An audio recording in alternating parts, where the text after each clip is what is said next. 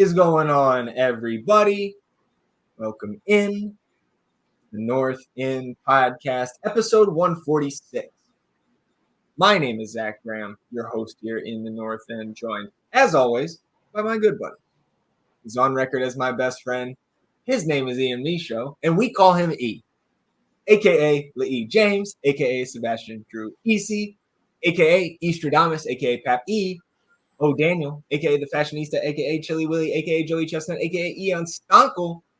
E, sitting here on a Sunday, Austin, Texas, coming off a road draw out there in San Jose, and correcting myself from episode 145, the second time Austin FC has brought home a point from San Jose. I ask you as I always do, how you feeling, my friend? I'm feeling like I might go buy a lotto ticket or several lotto tickets today. Hopefully that good fortune and luck that Austin FC had last night could rub off on me and we could hit it big. Who knows, upgrade the old studio here. Yeah. It was a late one out there, so I'm a little tired today. Obviously don't have the excitement of 3 points in my veins, but still quite satisfied with the result. How we got that result wasn't the most satisfactory thing I've ever seen in my life, but this is a league that is full of parity, and we really harped on how dangerous this team can actually be despite their record. And when you go out there on the pitch, your record doesn't really matter. You got to go out there and play the game. So I think there's a lot more to this to break down than initially meets the eye of a 1-1 draw where you suffer 22 shots to 5 or 4, whatever it might have been for us on the other end there. So, looking forward to getting into it. Going to have to get the blood pumping a little more here, wake up a little bit. But, we can accomplish that once we get some fiery takes going. Yeah, we'll see. We'll see if there's some fiery takes throughout episode 146. Yeah, I'm just getting more used to the style of play on the road. Yeah. And appreciating it more as what I perceive as this team getting better at it. And specifically on the offensive side of the ball. Again, it's still not high volume, high octane offense when we're away from Q2. But again, it's been effective in terms of achieving the goals that this team is setting forth for themselves. So, let's go ahead and get into it. We'll recap San Jose. First, we do want to touch on the Rodolfo Borrell press conference that we were talking about on Wednesday's episode. So we'll open with that. We've also, of course, got a match to preview in the midweek. Portland Timbers coming to town. We've got best keeper in the world, last business day, and a little bit of the nonsense at the end. But of course, before we jump into all of that, just want to remind you all to rate, review, and subscribe to the podcast wherever you get your podcasts. And if you're watching on the YouTube channel, help us out by hitting that subscribe button. It helps us grow the show. You can also hit the notification bell to know when a live stream pops up, as it did last week, or a new episode goes live. And of course, on this episode, hit the thumbs up, like the video, help us battle the YouTube algorithm overlords, atone for your sins, wash yourselves clean in the waters of the North End.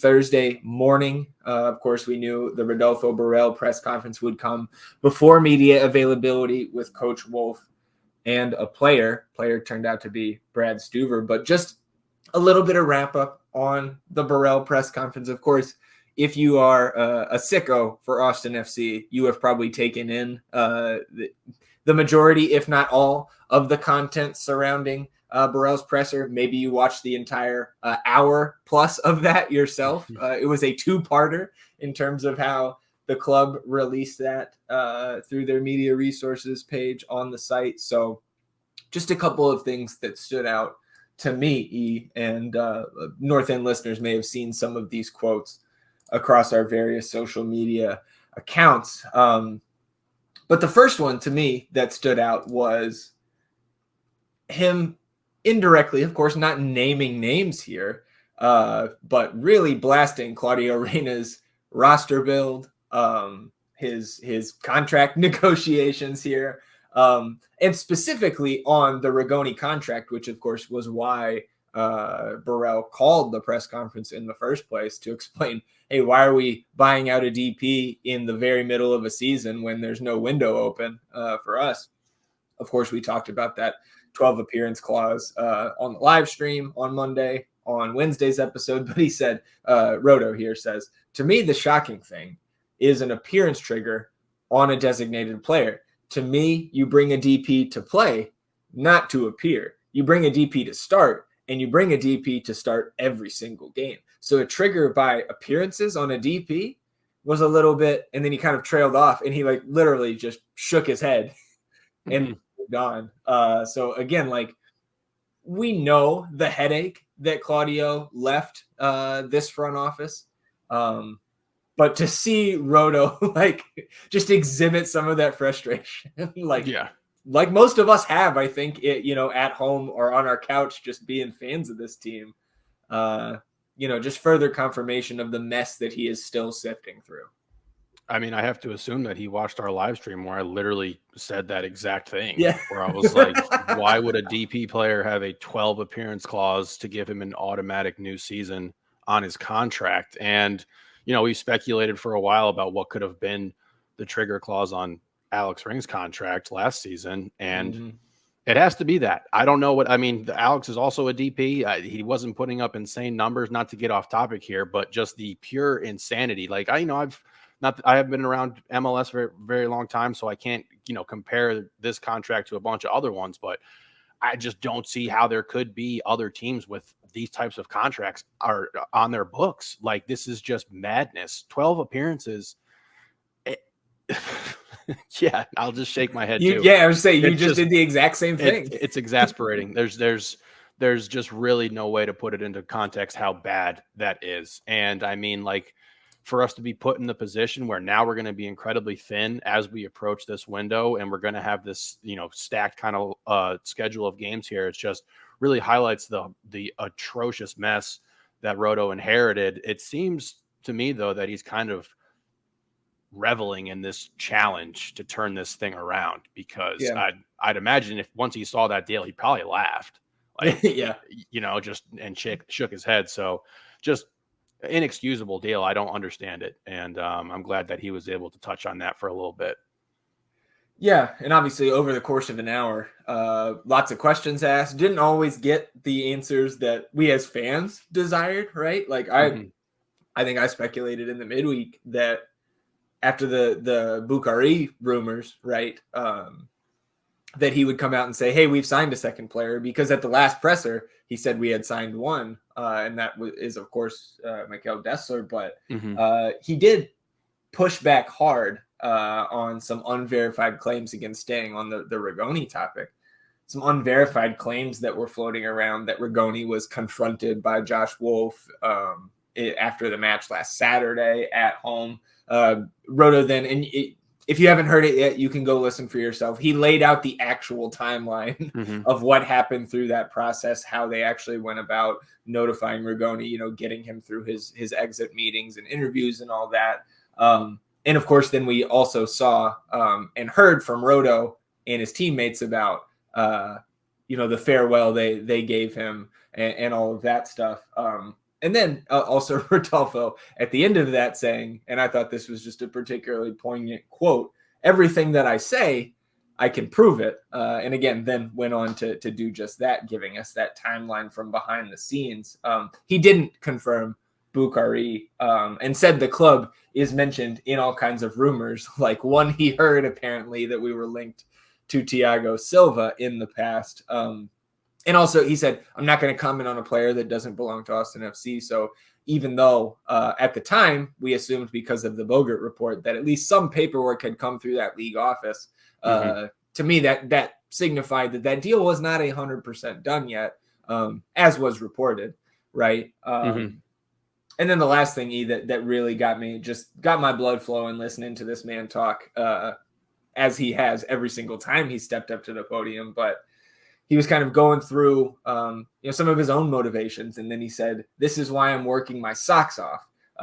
He was asked about, MLS Cup and things like that. This is why I'm working my socks off, and the scouting and recruiting department. I'm not going to rest until I achieve that, as I achieve everything else in my career. And that gave me a little bit of goosebumps, just because what this man has accomplished in his career as an academy director and coach, as an assistant coach at Man City, and now here the lofty goals of bringing, I would assume multiple trophies, but you got to get that first one before you get a second. And the fact that he adds that little extra twist on the end, like, yeah, I'm going hard after this, and you can look at my resume to decide whether or not you think I've got a chance. I think he's got a chance. Again, probably not this year, but woo, it's exciting. Yeah.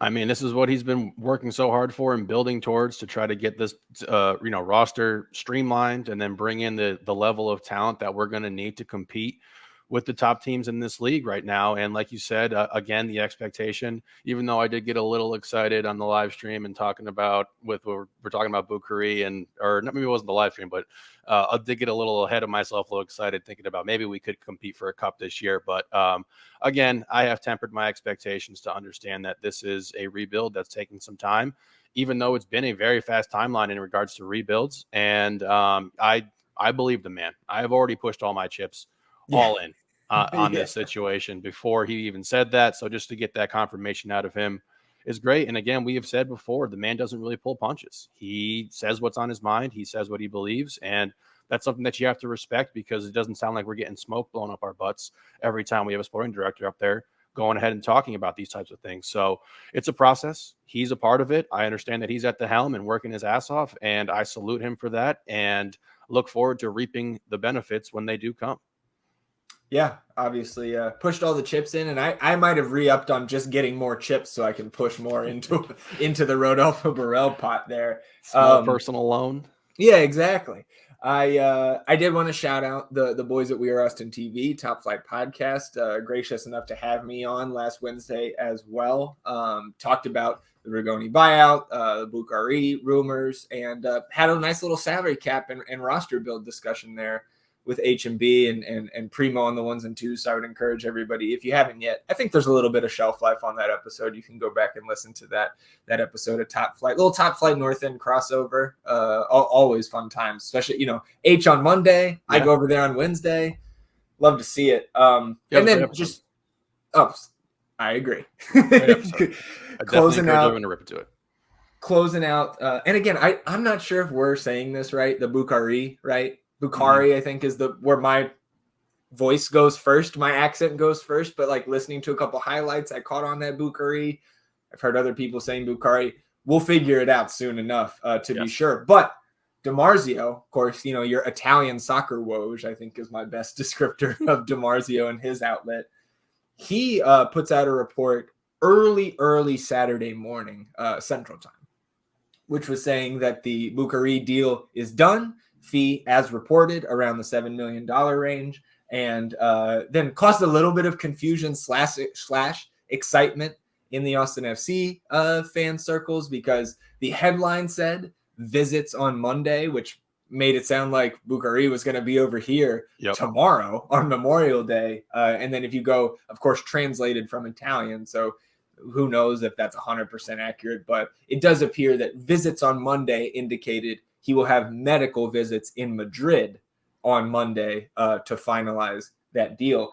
Also odd in that article that DiMarzio referenced that first rumors of the Bukhari deal came on Friday, which is clearly wrong. It was Tuesday, at least here in Austin in MLS world. But it is, again, satisfying that we're getting another major outlet globally reporting on this deal. Again, it seems like we're just crossing the T's, dotting the I's here. I mean, that one tweet you put up was great with anything that Bogart's reported on in regard to actually players being finalized and everything. And you just saw the hit rate, which was basically 100%. And now we're waiting on this to just have the ink dry and all that settle. So, can't wait for him to get there, to get here. Hope everything goes well in Madrid with the medicals and all that. And then he'll be on his way in the 5-1-2 sooner than we imagine. Yeah, and that's Bogart in his Tuesday evening YouTube video, kind of wrapping up rumors and news of the day. Of course, touched on the Bukhari story, and gave the club and Rodo credit. Like, good on these guys for getting this done now, so that visa paperwork and everything that needs to be in line for him to be here July 18th and hit the ground running. They gave him credit for that. So obviously we'll be monitoring that situation closely. Rodo did push back, I would say, the last thing on this in this segment, so to speak. He did push back on expectations for any new summer acquisitions because of the distance, the location, the weather. Of course, outside of just going to any new team and needing time to build up that chemistry, the camaraderie, figuring out the system, gelling with your teammates, etc. So anything else for you on Rigoni, Bukhari, Rodo, any of that stuff? No, I think we've touched on all of that. All right, so let's talk about the match at San Jose last night on Saturday, late one here in Central Texas. Injury report comes out Friday after Coach Wolf had teased on Thursday that Finley, Biru, and John Gallagher, who of course was limping at the end of last Saturday's victory against Sporting KC, all three of those guys would be questionable. Finley, I thought when I heard that, like, unless he redid his hamstring, he's going to be fine. He played last Saturday. Biru certainly had high hopes for, but Gallagher seemed more doubtful. And then when we get the lineup on Saturday evening, no Gallagher, but Finley available off the bench, and Biru not only active but starting there at left back. And of course, with no Gallagher, the only true right back left on the roster that's healthy is Hector Jimenez. So he was in there alongside the pairing of Cascante and Heinzek, of course, in front of Bradley Scott Stuver. Then we had Danny, Alex, and Seba in the midfield. So Alex back in to that midfield mix, and then Obrian Rubio and Owen Wolf taking that second winger spot, of course, in the first match with no Emiliano Rigoni on the roster. Bench alongside Finley was Cleveland, Kolmanich, Vicenen, Hedges, Valencia, Fodre, and Zardes. So any thoughts you had on that lineup? Great to see Biru in there. That was something that we were really hoping for when we were previewing this match earlier, and very excited to have him starting in this game because he just provides a level of talent that we are sorely lacking at this point in time. We're a thin roster. Obviously, until Dessler gets here, any situation where Johnny's not in, you're going to get Hector, and it's just how it's going to be until we can get to the summer window right now. So, you can't get too picky with who you're going to start here when we're so thin right now. But those guys played admirably. I think there's some moments here in the San Jose matchup where, you see the limitations of Hector and what he can and cannot do. Just really sucked that, he had to get matched up with Pellegrino there. Yep. And the other offensive firepower that this Quakes team has. But, we knew once I saw that lineup, I said earlier in the week that I wanted to see Owen because I did think we're going to be a little bit more defensive, and he's going to have to track back and deal with these very dangerous wings that San Jose has. And that was the game plan. This is what we have to expect when we go on the road. Yeah. There's no real good answer at fullback. No matter who you have going up against the San Jose team with Pellegrino on one side, Espinoza on the other, and Abobasi and Lopez coming at you. And really, last night coming at you all over the pitch. Those guys were all extremely active. I think, to me, those guys, again, are continuing to gel on that San Jose side, and they just can't figure it out. We'll get through this, but 6 big chances created. 5 of them missed for San Jose. Certainly a little bit of luck involved here in this result. But as we've talked about time and time again, that's what happens in sport in general, especially this sport. And I think as you told me last night, again, we are continuing to see some of that luck that felt like it was against us for so long into even large portions of last season, seemingly finding Austin in terms of some of that good luck. So we'll take it. Yeah, absolutely. Jumping in here all the way to the 8th minute. To start, Christian Espinoza plays a beautiful ball from inside his own half on the right all the way to Pellegrino in behind down the left. He has to slow up when he gets that ball controlled, but then he plays Hernan Lopez near the top of the box. And Lopez kind of in between like a shot and a pass here, kind of wayward. It gets deflected by Heinzek, but that deflection falls right to the feet of a charging Abobasi arriving into the area. And both Heinzek and Cascante converge on that shot attempt. Stuver was also there, but it goes out for a corner. Looks like Julio's the one that got to a touch or got a touch to it with his sliding challenge there out for a corner. Austin pushes that corner out, but the Quakes stay in possession. Lopez this time into Pellegrino over the top, who is one on Stuver at the spot, and luckily whiffs on the volley attempt, and Stuver scoops that up. But we're grimacing hard here to start this one. Yeah, we knew they were going to be coming at us high and fast and flying and trying to get this game really open, create some chaos. Coach Wolf talked about it beforehand. We didn't want to get into a track match with this team here, and you see it right away. And it felt like things to come, throughout the entire course of the game, and it really was. Pellegrino, man, I think he probably wants both of those back. He's a better player than that. And we get on our guys when they don't finish their dinner. And this San Jose team didn't finish theirs last night. It's like you said, 6 big chances right to start the game. Like, you have these opportunities and you just don't put them away. And it cost you 3 points in the end. And like, we have harped on this team, Austin FC, for so long about not finishing their big chances. And when it goes against us, we're all upset and up in arms and everything. But when it goes our way and the other team's not doing their job, it just seems to get lost in the conversation. They didn't finish their job. They left the door open for us the entire night, and you pay for that in this league. So again, I think Pellegrino probably wants both of those back. I'm surprised he didn't go at Hector a bit more. Just given the athletic difference between the two players and the skill cap that he actually has. But again, that's out of our hands. It's not our fault. Yeah. 10th minute here, San Jose. Here they come again. Vitor Costa charging up the left side before switching the play near midfield, goes through a Bobasi, out to a Capo, and then on to Christian Espinoza, who's approaching the penalty area now on the right. Launches across towards that back post on the left, and Hector Jimenez lets it skip past him. It bounces once and then right to Abobasi, who slots it home on that back post. The dreaded Abobasi, his 9th goal contribution in 8 games against Austin FC. He's got at least 1 goal contribution in every game he has faced Austin between Portland and San Jose. On this goal, on the actual action, it looks like Hector didn't know or think anybody was behind him. And so I think we can put some blame on this goal with Hector just not being safe there and clearing it out for a corner. The more we watch that, initially I thought maybe he's thinking if he tries to clear this, it's going to go into his own net. The more angles we saw throughout the night and then this morning on the rewatch, I think he probably could have gotten that out of bounds for a corner kick. But if you wind it back on the buildup before that corner is played in, like 2 or 3 touches before Espinoza winds that one up,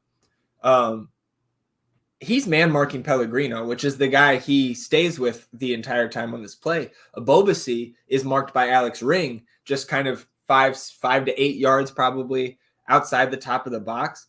And I give a lot of credit to Jeremy Abobasi here for making this looping run around Pellegrino and Hector and freeing himself up from Alex Ring. And I don't know, to be honest, how much responsibility there is on Alex, regardless of if he was supposed to follow Abobasi on his run or communicate in some zonal marking here and push Hector out. I do think it's regardless of what the assignment was, it's tough to do either, to execute either of those in that transition moment with how talented the frontline guys here are for San Jose. So ultimately, again, I think they'll see that certainly in the film room and talk about that on the training ground, or maybe not so much, maybe just more in the film room with another game coming up in 3 days. But I don't think ultimately I'm all too upset about that.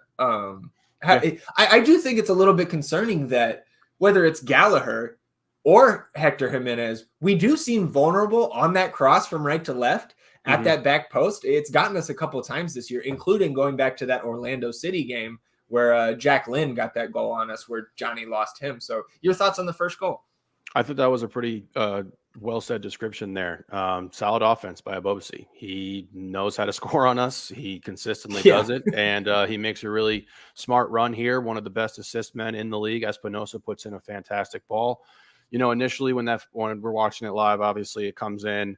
I see Hector there, and I was like, okay, he really couldn't do anything with that, because again, the threat of getting an own goal in that situation was definitely on his mind. But after a couple of rewatches, I do think he probably could have opened up his hips a little bit and tried to poke that out with the left.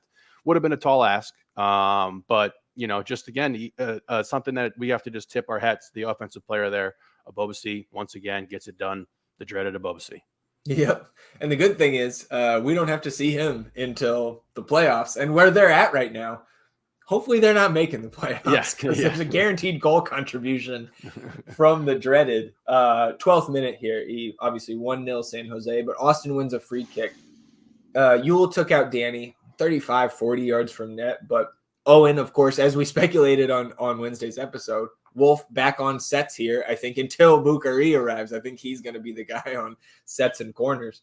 Owen takes the free kick, lobbing it up to the left side where Julio Cascante gets his head to it, puts it right towards the center of the area. So good execution there by Owen and Julio. Alex Ring can't quite get to it. San Jose deflects it, but it goes right to Biru, who's out on the left side of the scrum. And he has a chance at net, puts it into the side netting, but at the same time, flag goes up. He was offside. But again, Austin not sinking back, right? Still, again, I guess a little bit more aggression than we had seen to this point. So for me, it was a good response to the goal because 17th minute as well, Austin, in my notes, I said kind of finding themselves a little bit, getting into some dangerous spots. Hodder pops it into the box from the right here. Driussi nods it kind of backwards right to Biru. And Biru heads it down to the feet of Diego Rubio, and he kind of half volleys it, and that attempt is blocked away. But again, some of the connectivity that we have seen brewing in the box for this team, and again, between the free kick, the set piece opportunity, and this little half chance, I was feeling okay again after that first 10 minutes in conceding first. Absolutely, and especially not to be down more than one goal in the situation. But we definitely found a little action that we liked on the left side of the pitch there with Owen and Biru in particular. And you did start to see some stuff start to develop. And like I thought as well, this is something we can build on. Again, this is a San Jose team that really struggles on the defensive side of the ball. And getting into some set pieces, as we will see later on in this half, was definitely a big key for us. We wanted to try to maximize those, and that first initial set piece by Owen with the header to Julio, I thought was well executed. Didn't get us a goal, but still kind of opened the door to what we wanted to do. So yes, some positive momentum here growing. Yeah, and you mentioned Biru, right? Like I know he was only out 2 games, maybe 3. I think sat out that whole double game week last week, or I guess he came out early against Dallas. That's right. He is fun to watch, man. Yeah, that's why it felt like so long. Yeah. You know what I mean? Because like there's a clear difference. Yeah. He's very fun to watch. Yeah. He finds himself in dangerous spots and offensively, and with the ball at his feet, he's pretty tricky. And he also I've only watched just over 100 minutes, I think, of Dessler film, whether it was live or otherwise. But Dessler to me is he's even better than Biru. And to have those guys, him coming in, you would think on that right side and being able to put himself in more dangerous spots and kind of, pushing it, rotating into the middle and rotating up the wing and all this type of stuff, man. Can't wait for that. 53 days, I believe, until the window opens. There we go. Yeah, no, man, he's a lot of fun. I think he also won 6 ground duels. So he was putting the work on the defensive side of the ball as well. It's our blocks, interceptions that we had. It was just, it was an ugly game. And having Biru out there made it a little more pretty. 21st minute here, San Jose, a little bit of pressure in the Austin defensive third, but really nothing dire. Ball finds Heinz Eich, I believe, from Stuver, pass at the top of the box. He kind of turns around, gets closed down on. But again, nothing crazy. It's not like he's about to lose the ball here. Yeah. But just kind of scoops a pass back towards where it came from to Brad. But Vitor Costa had been running at Brad, and then he had turned around and started coming towards Heinz Eich, which Brendan clearly did not see. So the pass just goes right to Costa, Kip Keller style, and again, this I think was the biggest piece of luck on the night, even more so than the last play, which we'll talk about, and maybe we can debate the merits of our various amounts of luck here. But Costa just kind of sweeps this shot wide left, and he should have scored. He was one on Stuver. Should have scored. Didn't. Left the door open. 23rd minute here, San Jose off on a counter. Great give and go here from Abobasi to Espinoza and back again. And the dreaded plays a nice through ball down the right to Hernan Lopez. Lopez gets a shot attempt and sends it into the side netting. Again, Stuver was there, But I think Lopez, again, probably wishes he had that one back as well. Yeah, I mean, when you have a player that talented, have that much space inside that area, and with his left foot, and he just picked wrong. I think he tries to go near post here, get a little cute with it, and I think if he had gone far post, he could have scored here. And again, didn't finish your dinner. You left the door open. There's no one to blame but San Jose for that. 2 minutes later, Quakes really turning the screws on our defensive shell here. Lofted ball into the area from Espinoza, headed from a Bobasi to the foot of Pellegrino, who volleys it to himself and then on target. And this, one of the two very impressive saves that I think Stuver made on the night. Brad parries it away. And I just have here in the notes, reminder, All-Star voting should open in the next week. So continue to be ready to vote every day for the best goalkeeper in the league. Look, man, this was Brad's moment. A fantastic save and one that really kept us in this game here. And we get at least one of those from him pretty much every week. So that's something that you can bank on. And when San Jose doesn't do their job and score when they have opportunities, like a one-on-one with the keeper, and you're going to have to live when that keeper makes a great save on one of your best players. And again, it keeps us alive, keeps us afloat in this half.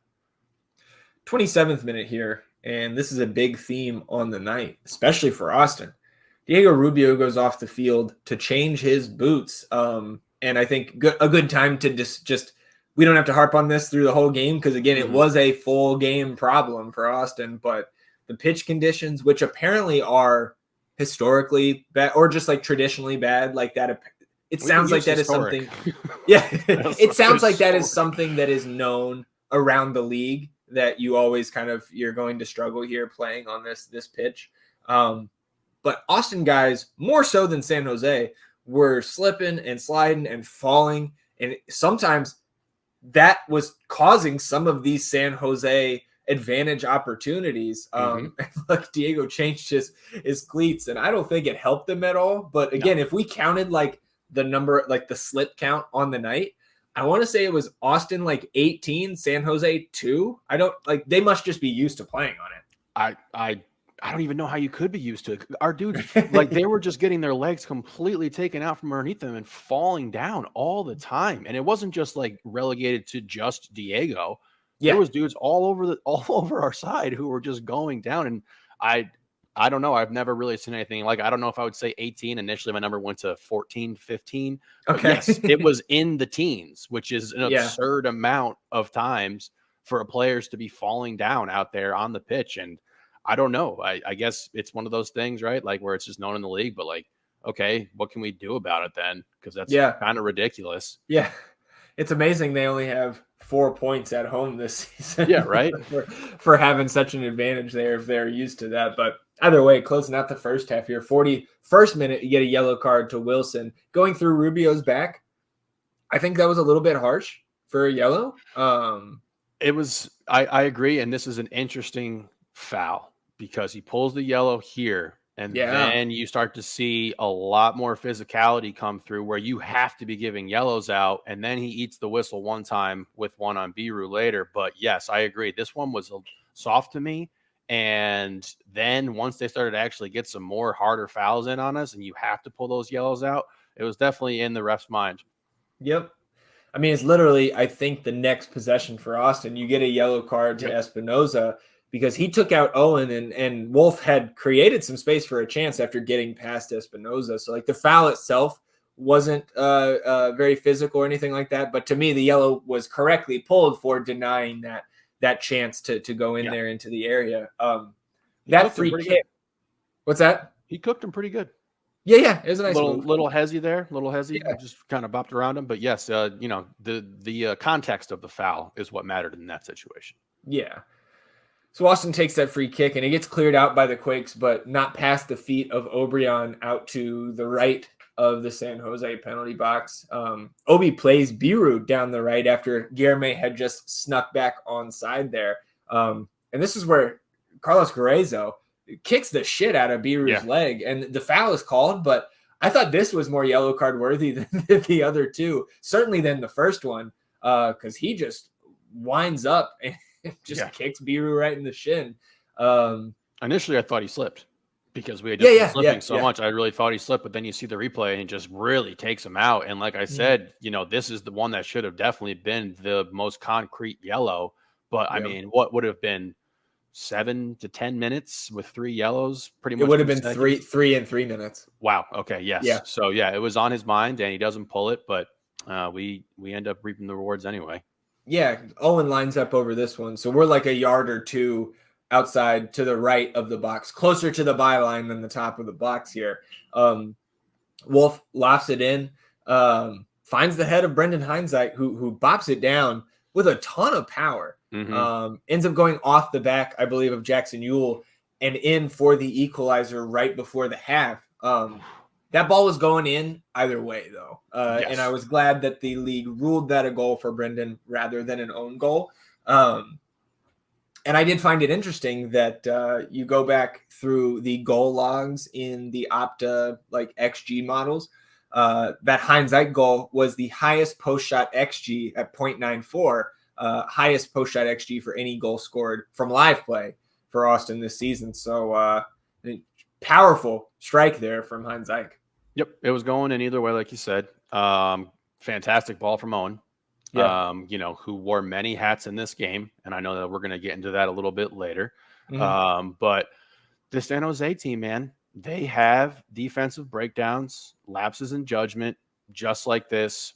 Brandon Hindsight is wide open. He's really not even being marked. And I think that's why, probably added into that figure that you're talking about here. And again, they had left the door open for us. And we get this opportunity here and you score it and you can't be feeling anything outside of really good going into this halftime whistle, because we just took all the momentum out of that place. We got this goal after, and they're also dealing with 2 yellows now to some pretty key contributors. So I was feeling great. We had taken the momentum back. We had survived, as we intend to do on the road when we go out there and play our defensive style. And to get that one before half, man, I was feeling great. So coming out of the half here, 1-1, of course, but first possession, Quakes immediately inside Austin's penalty area, and Biru here gets to the ball to clear it, and it goes off Julio out for a corner. Off that corner, Julio cleared that cross out, and Austin kind of settled in for the half, but just nervy moments right out of the half. And they were San Jose rather was clamoring for a handball on Julio, because it does hit Julio's arm, but Biru's clearing it. So I believe it was a quick check by VAR and, nothing doing there. Nah. 49th minute, Seba does pick up a yellow here, interfering with a restart. And was this where he hurt his ankle? Because I know he starts limping around a little while. Or was it on the clearance by Yarborough? I thought it was Yarborough. Okay, I think you're right. Stomps on him. Yeah. But we didn't get a replay of it. Yeah, we didn't get it. He definitely, and Yarborough even comes up to him and puts his hands on him, is my bad, dude, stomped on you for sure, which to me was okay, if the guy's admitting guilt at this point, we can't see what happened. But yes, this ankle foot issue pops up pretty soon in this second half here. Yeah. Well, to be honest, man, in terms of chances, we do get a first sub here for the Quakes. 56 minute, Shakiris comes in for Guezo. 66 minute, Julio, a little wobbly here, got bopped in the nose by a Vitor Costa pass that had a ton of velocity on it. Chris Penso, the official, stopped play, and of course Julio had come off for a moment, but does not have that 2-minute power play because it was a head injury. Reevaluated, let back on. But really, from that first possession of the second half to I don't know, the 80th minute or so, there's not a ton of clear-cut chances. The game is kind of end to end, both teams getting plenty of possession in the opposing third, but no real solid chances. 72nd minute, we get the first changes for Austin. Ethan Finley comes in for Hector, which moves Owen Wolf to right back and Finley to left wing. Then 77th minute, Skahan comes in for Pellegrino on the San Jose side of things. 79th minute, Austin off on a counter, 4-on-3 here after Ring finds some space with a nifty touch in the defensive half. He plays Obi out down that right side. Rodriguez, the center back, comes out and just shuts Obi down, winning a throw for the Quakes. That passage is not going on Obrion's highlight reel. He can certainly do better. Obi had a tough night. He definitely had a rough night. And just to bring up, you look at the momentum tracker for this game, like you said, the big start, and then it's just a valley until we get to these later points in the game where the game is just completely turned on its head. It's chaos right now. They are pressing out of control. I thought we made some kind of poor decisions in these latter moments of the game here, which we'll get into. But yes, in terms of players who really struggled last night, Obi is on that list. Alex Ring is definitely on that list. I think Julio was as well, but we didn't get burned for it. And yeah, Obi would like this one back. 81st minute, you get Zardes in for Driussi. Again, kind of been limping around out there for a while now, and another game on Wednesday. So that moves Diego Rubio back to the 10. 86th minute, you get the final subs, Kolmanich and Valencia in for Obrian and Danny. And that moves us to a 5-back setup with Biro kind of as that left center back, Julio right center back, Heinzike in the middle with Kolmanich out to the left, Wolf out to the right. 89th minute here. Love long it, ball. By the way. What's that? Love the call there. Yeah. I love absolutely. that switch. I love the formational switch there. You still can maintain a bit of the creativity that we had with Biru out there. Now Owen on the right side as well. We understand what other aspects and facets he brings to the game. So thought a very appropriately timed and well-made formational switch by the coaching staff. Yeah, really it's 86 minute. Trying to see it out there. Grab this point. Again, as you mentioned, like as that momentum chart had been shifting heavily to the blue side of things. But 89th minute here, long ball from Rubio to Kolmanich, who off a bounce gets in behind kind of one on Yarborough. He shoots it. It's like he can only cross it with his left because this looks like a cross. Yeah, would have been a great cross. Would have been a great cross if somebody was streaking on that backside there. But yeah, not the guy we want in a one-on-one breakaway situation. Yeah.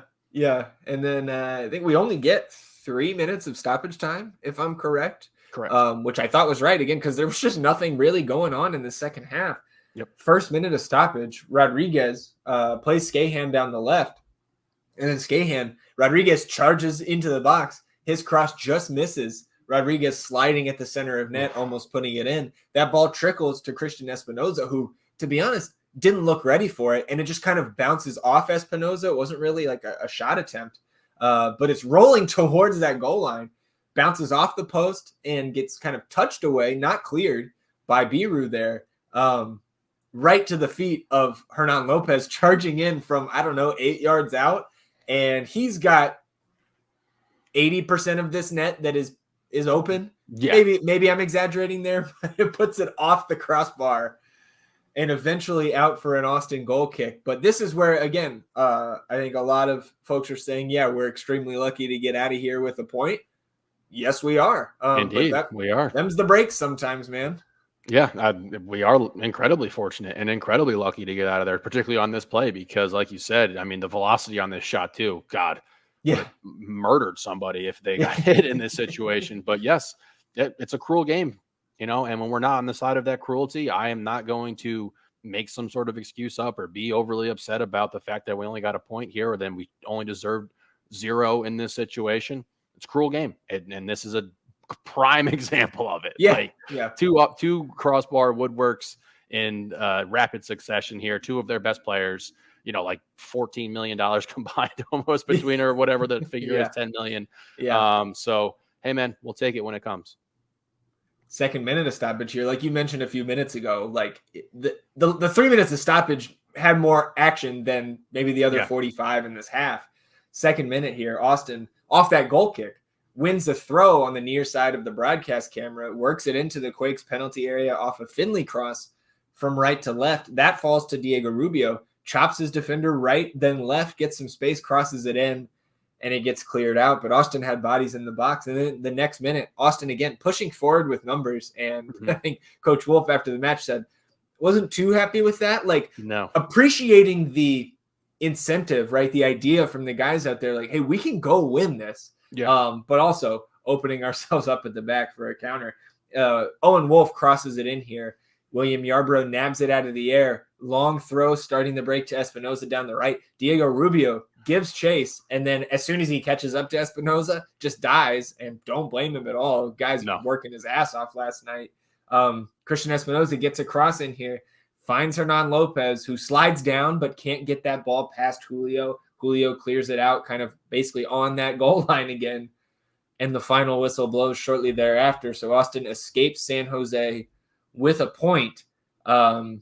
Anything else for you on those final couple passages of play there? Because I think I land kind of where Coach Wolf did, where like I like to see that initiative from the guys. We've got a couple fresh legs out there, and the way that game was going, man, like those guys probably felt like we had so much luck that they could go steal all 3 points. But it very clearly opened us up at the back, and again, escaping with a draw.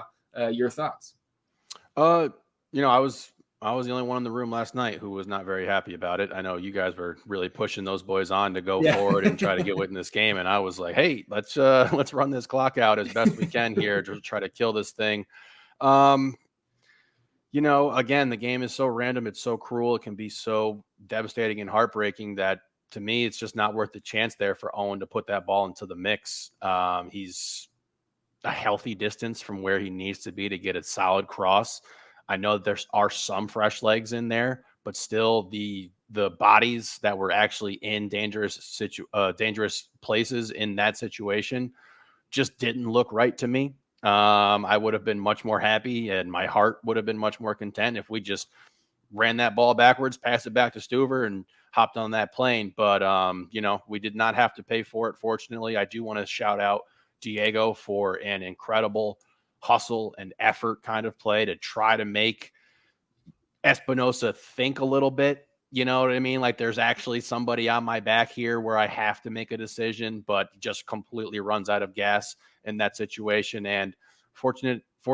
And there's nothing wrong with being fortunate. And we'll take a 1-1 draw there and get out of there with a point. And I'm very content with that.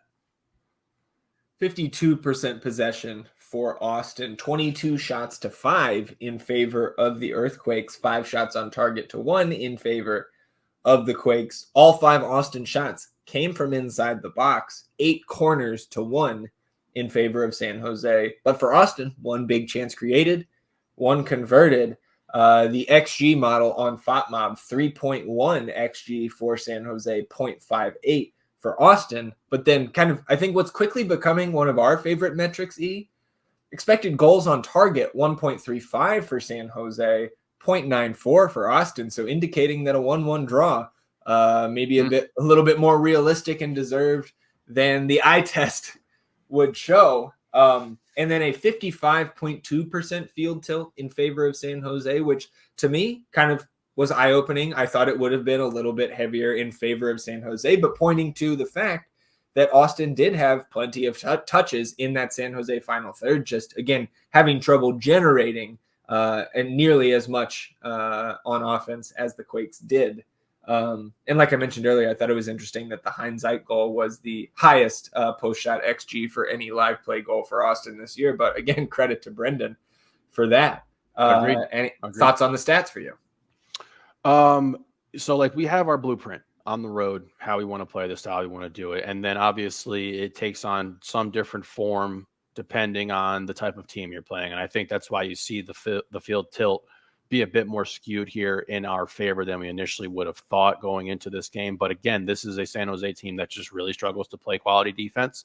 We were a bit more aggressive pushing the ball up the field. That starts around about the 23-minute mark, I believe, where you start to see that action on the left side. 1 big chance, 1 finished. They had 6 big chances, 1 finished. And if you create that many opportunities and you can't put them behind the keeper, it's going to be hard to win games. And this San Jose team has very much struggled to win games, even in the shit field that they play on. Like you said, 4 points at home this season. So, it's a busy week. It's a busy time in MLS. We have a lot of things to look forward to, but it's still task at hand. And I thought that the guys went out there focused on going out there and accomplishing the mission, which was 100% to just walk away with a point, to be good with a point. Get a result here. And so I take my hat off to them in that regard. And here we go. We press on to Wednesday. Yeah, and shout out to the back line again. 6 of those 22 shots were blocked by Austin defenders. Yes. So again, that's something we have seen consistently, home or away, since the beginning of the season. Austin now up to 11 points earned from losing positions. I believe that remains second most in MLS. They were second most coming into the night with 10. So you love to see that. Post-game press conference, Josh Wolf said, we didn't hide from anything. We come here, we play, we're on the road. We had good patience at times. He said, I think decision-making, execution was poor at times. Balls were slipping away. Guys were slipping a lot. So that's a little bit frustrating. But 11 points coming from behind. So Josh knows that number. And then he said, on the road, you find a way to get points. 3 points is awesome, but a point is good. Still maintaining that same message about 1 point on the road, 2 points at home. And that's pretty much where the club is right now. I believe on pace for between 51 and 52 points, which was good enough for fourth last year in the Western Conference. Austin FC right now sitting in fifth. But if you look, of course, at this point of the year where there's games in hand for a lot of teams, some teams like Minnesota have 2. But on a points per game basis, Austin FC still fifth in the standings. So not dropping down like we had a couple games ago when we were in a similar situation. It does sound like no John Gallagher this entire week. I personally have now resigned myself to the fact that we will see him in Colorado on June 15th after we get our bye week there to start the month of June. Although Coach Wolf did not sound like he was too worried about Driussi's availability for Wednesday. I think pulling him off there early. Just precautionary. We still have 2 more games this week. And again, thin as hell. And man, that Copa America break but the Copa America is looming where we will be even more thin. Tough time for a Johnny injury. That's for sure. Absolutely. Tough timing. And it's kind of highlighting, right? We're going to see this through the entire week. The importance of bringing Mikel Dessler in here in July and making Johnny, you would think depth at the position and maybe some other positions as a utility guy compared to where we're at now, where it's Hector. As much as we love Hector, we know the shortcomings there just at his point in his career. 3-time MLS champ, but we're coming towards the end of that illustrious career. Coach Wolf also pushed back on questions about who else could play right back. And I'm with him here, man, because I think Owen Wolf, when he's been called upon to play right or left back this season, and even going back into last season where we first saw him, kind of called into action there, he's been fine. Again, it's not his natural position. I don't expect him to really do anything but either be solid or maybe give something up because it's not his natural position. But, there's always going to be, unless we win 5-0, and even then, so some people might still find something to be upset about, but not a ton of this that I've seen kind of through the fan spaces, but complaints about Owen Wolf being at right back. I don't know, man. Again, there are no other fullbacks on the roster that play on the right. Kolmanich and Beirut do not play over there. No, they can't. I'm not putting a center back out there trying to run with Skahan and guys like Pellegrino or Lopez, whomever. And if you look at when Owen has stepped in, I believe 3 times now this season at fullback. I think in the opening night loss to Minnesota, but when he was put at right back, we were already down 2-0, and then he assists on the lone goal in stoppage time of that match. Played some left back, of course, at BC Place against Vancouver about a month ago. Draw, right? Just fine. And then last night, about 30 minutes, draw, just fine. And man, like, if you don't like it, then don't watch the games this week, because you're going to see people at right back who we don't like, we don't feel comfortable with. But I also think this is another very good example of fans, whomever, who have the anti-last name bias here because it says Wolf on his jersey. I go back to 2021 and the penultimate match of that expansion season at home against SKC, when our only healthy right back at the time, Nick Lima, goes down 5 minutes before the match starts and can't play. And the coaching staff says, who's going to step up? A player raises his hand, goes out there, not only does the club get the win, but that player develops into an all-star fullback in this league. But nobody said shit at that time. Yeah. Because the last name on the jersey was Gallagher and not Wolf. Yeah. And now I'm not trying to suggest that I want to see Owen Wolf at the fullback position in any other times, but when we absolutely have to have him out there, nor do I think that will be his position of the future and he will develop into an all-star at any position. But I think it's a pretty good, again, indicator of where your biases are at when you're coming at this game with that as your takeaway, that Owen Wolf being at right back was mismanagement or an awful move. I just flat out disagree. And the stats do too. I don't even understand how you couldn't just know and understand that was what was going to happen when you saw this lineup get rolled out. You can't play Hector 90 minutes. And I'm open to hearing some suggestions of who you would rather have back there. Because if it's not Owen, it would have been Ethan Finley. And we already understand that Owen is a better defender. Mm-hmm. I mean, it's just a fact. He is one of our best transitional defenders. He is younger, a bit more faster than Ethan as well. So yes, this is just maybe the prime case of anti-last name sentiment, in my opinion, because if you look at this, we just had a 19-year-old kid go out there, get the lone assist for us in this match, then be called on in a situation where we're all hands on deck. We're down our lone all-star from last year at a position of importance in a game where you're trying to close out 1-1, and we shift this kid back there, and he does his job. You can't say he didn't do his job. Because we got the point, and that's what it is. And I mean, even if you look at it from a much wider scope, wider lens, Owen Wolf is being groomed to be sold at some point in time. He is one of our best prospects. You have this versatility now where you can point to these things where you're like, hey, you can really move this dude around. You can experiment with him. He's much more of a utility piece than you would have initially thought if he was just locked into one position. So it is just. It's something that I can't really give too much effort to, man, because it's just going to happen every time.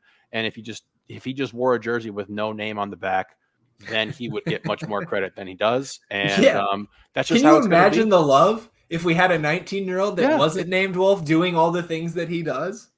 Again, 19 years old, being put in that situation where you get the assist, you do your job on the offensive side of the ball, and then you get shifted to play defense, and you do your job on the defensive side of the ball, and there's still going to be people saying that stuff. And you know what?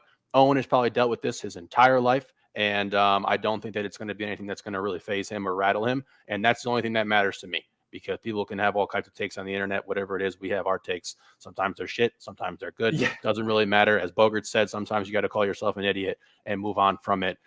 So I just say hats off to Owen, keep doing your thing. And, the people who acknowledge you in those situations are going to continue to do so. And we will call you out when you do something shitty. That's what it is. So, I'm just happy for the point, and definitely don't want to give too much energy to that. Yeah, absolutely. We can move on because, again, we might see Hector start again. We might see Owen Wolf start it right back at some point this week. Portland coming up on Wednesday at Q2. We're back at Soccer Church in the midweek here, Portland, all-time against Austin FC. Austin with a record of 2 wins, 4 losses, and 1 draw.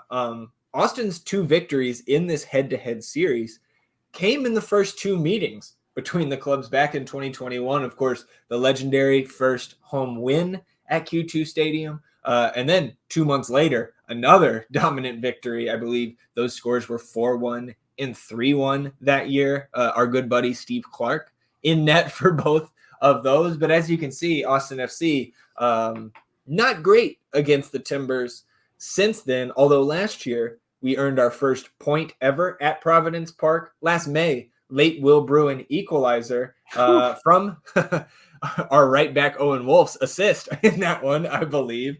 Remember that game, that was the Driussi, the unexpected, he's not active, and then ends up being out for a month.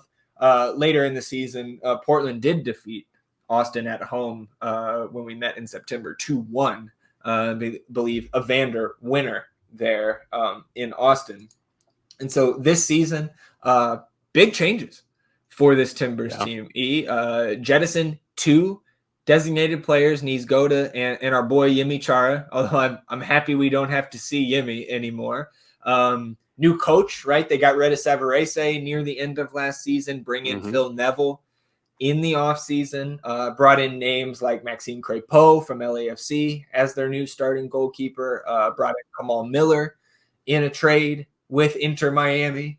And then come into the regular season with those 2 DP spots still open. And then mid-March, they do take their swing, I believe, a little less than $5 million for the transfer of Jonathan Rodriguez, a.k.a. Cabecita, from America. And, man, has he hit the ground running here, developing the chemistry with Evander, already 8 goal contributions in 11 appearances for Rodriguez. But this Portland team, they went through it really through the majority of this regular season so far. They win 2 of their first 3 matches, including a road match at NYCFC. And NYCFC, one of the hottest teams in the league right now. But Portland got that road win back on March 9th. And then May 15th was their next victory. And that was behind the red card that we and everybody else watching deemed a bullshit red card for San Jose. Portland was down 2-0 at home in that match, then lost to Minnesota on the road. They did pull off a home victory against Sporting KC last night, but the Timbers currently sitting 10th in the list on 15 games, just 16 points from those 15 matches, 28 goals scored. So they can put them into the back of the net, but they give them up so sweet. 30 goals against, 2 a game for this Timbers team. And again, a team that even though they've won 2 of their last 3 here, I think this is a team that I consider Austin favorites against, even in the state that the roster is in. Short on depth on the wings, certainly short on depth at the fullback position. What are your thoughts here on this Timbers team? Because again, I think not dissimilar for me from San Jose, where they have a lot of individual guys that I hold in high regard and certainly respect their talent, floor and ceiling, especially Evander. Like Evander is a guy that I love watching Evander. Yeah. His style where it's just like so nonchalant, but he is just dissecting you. And it's super fun to watch unless he's doing it to your team. And so like I'm going to be clenched when he's on the ball here on Wednesday night, especially being able to spray balls out to both Anthony and Cabecita there on the wings. Obviously, offensively, they've really found their footing this year, but still struggling on that back line. And we love to see that, but I'm rambling here. Any thoughts you've got on Portland? To me, the parallels between them and San Jose are huge, massive. There's 2 teams in the Western Conference who have given up more than 30 goals this season. It's San Jose and Portland. You understand that they have offensive talent on the side of the ball that is some of the tops in the league, and the things that they lack in regard to their continuity, their chemistry, their leadership, the way that they fight for one another are areas that we are very strong in right now. So this is just a bit polar opposite teams for me. You see a team like Austin FC, the limitations of the roster on full display, the thinness of the roster on full display, but continuously finding a way. Portland, on the other hand, you see the amount of talent that they have. Felipe Mora, who you didn't mention there as well, up there on the attack, very talented player. I mean, they even have Kamal Miller on the back, who routinely has been such an impactful defender in this league. So Mascara, like there's a lot of dudes on this team who are very talented individually. They necessarily have not been able to put it together. They have not been able to put together full 90-game complete performances.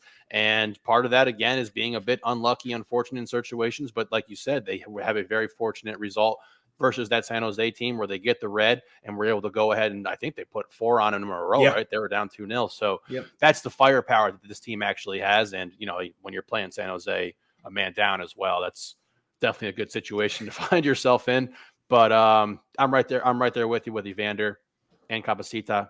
Just gems of players who are really just fun to watch. And hopefully they both have off nights like Hernan Lopez had versus us last night. So that's what I'm rooting for right now. But going to be a tough match. This is a storied franchise, and we know that they can score. And we don't necessarily want to get into track meets with teams. We don't necessarily want to, be in situations where we're beating a San Jose team 4-3 at the stroke of death. So I do anticipate us being in our home form, which is a bit more aggressive than, well, maybe not even a bit more, quite a bit more aggressive than how we see this team on the road. And again, I'm with you. I think that this is a team right now where you look at us compared to them, we're more solid, we're more solidified, and we'll go put it out there on the pitch and let's go do it. Yeah, good on you mentioning Mora. Mora is leading them in goals this year with 7, and then Evander 11 goal contributions so far. Santi Moreno did sit out last night against SKC, and from what I can find, it looks like he's probably going to miss on Wednesday as well, which will be a boost for us because Santi Moreno, a very talented, promising young player here. Who do they have after us is what I'm really interested in right now. Is it at home? They're back home against Houston. So there's certainly some potential for a little bit of rotation here with, the home games kind of sandwiching this road match in Austin on Wednesday. We'll take anything they give us in terms of that. But speaking of us, again, I think it seemed like we came out of last night relatively unscathed with coach not being worried about Seba and the ankle. Again, I don't expect to have John Gallagher here. In terms of a lineup, I think we see probably most of the same. I think Saturday at RSL with the shorter rest between Wednesday and Saturday compared to last night to Wednesday's match, I think Saturday is where we see the big rotation for Austin, where it's like we're getting Zardes, maybe even CJ's first start at that point. Again, there will be further context provided through Wednesday's match, but I expect a Johan start up there. Like I mentioned, maybe a CJ, maybe that's where we get some serious, maybe it's a Leo Hedges, who knows what we get up there in RSL. But if you can win this Portland match, like we talked about on last Wednesday's episode, if you get 4 points from this week, we are still flying high. And again, even if I think, like you said, we got our 1 point. So even if you drop both of these next 2 games headed into the bye week, the sky is not falling, far from it. Not at all. Based on the points that we have banked at this point of the year. My sentiment's exactly there. Okay. I'm concerned with what we're going to have to rotate, but I do think that we are in a better situation to not rotate heavily here than they are. Because they are going to want to have a good performance at home versus Houston. Not saying that they're not going to want to come into Austin and beat our ass, because they absolutely are coming to do that. But with the variable of how we're going to have to rotate and how thin we are, I think that's a bit mitigated with this sandwiched matchup with Houston after they play us here in Austin. So I do think that we have that going for us in our favor. And yes, if you're able to bank 3 points here, then everything in Salt Lake is just big time house money, and you can get some real serious heavy rotation in there and see what happens. We'll get to that bridge when we need to cross it. But for now, I do feel kind of good about the fact that they're going to go back home on Saturday to play a quality Houston team who they are closer to in the standings than they are to us right now. Yeah. Unless you have anything else to add on this Portland preview, I'll ask you, how much is Austin FC winning by on Wednesday night at the Q? I'm going to say 2-1. Like we talked about, this team can give up goals, but with the amount of rotation that we're going to have the tired legs that just come, with this type of scheduling that they have in MLS, I don't think we're going to be able to really blow this thing open. But that being said, I do expect some rotation from them, and I don't expect them to be at their most potent on the offensive side of the ball. And with the defensive lapses that they've had throughout the entire course of this season, I do think we can slot 2 behind them and give me another big Bradley Scott Stuver save at some point in this game to keep us afloat or to shut the door on them. Yeah. I hate to do this. I'm with you, though. 2-1 victory for Austin. So in lockstep this week. Let's get it done, boys. 3 big points in the middle of the week. We'll move on here. And before we get to a quick last business day, we'll check in on the best keeper in the world. Damian Lass and Louisville City took on Rhode Island FC on the road Saturday afternoon. Damian Lass remains starting in that 11 for Louisville, but 0-0 draw out there. Louisville still second from the top of the standings in the west of the USL, and Rhode Island second from the bottom in the west. So I think Louisville outshot their opponents 16-9, 3-0 on target. They probably wish at 5-2 on corners. They probably think they could have brought home all 3 points. But you see, no shots on target. Damian, no saves, not much to do last night, but bringing back a point on the road. You check in on that table. They're still second, 23 points from their 10 matches, 4 points behind Charleston, but 2 games in hand on the Battery. So Louisville still doing quite well here as we are, coming to the end of May. Yes. Do you say Rhode Island is in the Western Conference of the USL? They may. Oh no, Eastern. Sorry, both okay, teams are in the East. That's my fault. Okay, I was like, "What the?" It's like the most Eastern team you could get. Yeah, man. One thing that's been fun, kind of progressing along with all of this, is appreciating the beauty of a draw.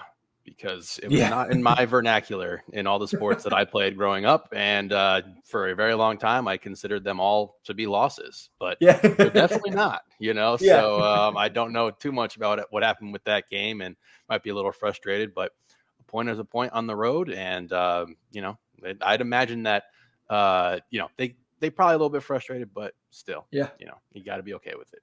Absolutely. I would like to see Damian get some more action. Right. Got a 0-0 draw with 28 shots fired. Yeah, test this man. All right, quick last business day. LAFC 2 came to town out there at the pitch on Friday night. In terms of that lineup, we did see a couple changes. We did first thing I noticed, Cheikh Touré not active. I believe I saw some folks saying that he was not dressed out and in the stands. But lineup, you did have Cervantes in goal once again. You had Anthony De Anda out there in place of Touré, Bonachera, Gomez, Mazzuffero on that back line. Ramirez, Torres, Bobo, Arellano, Farc-Arloon, and Pinot.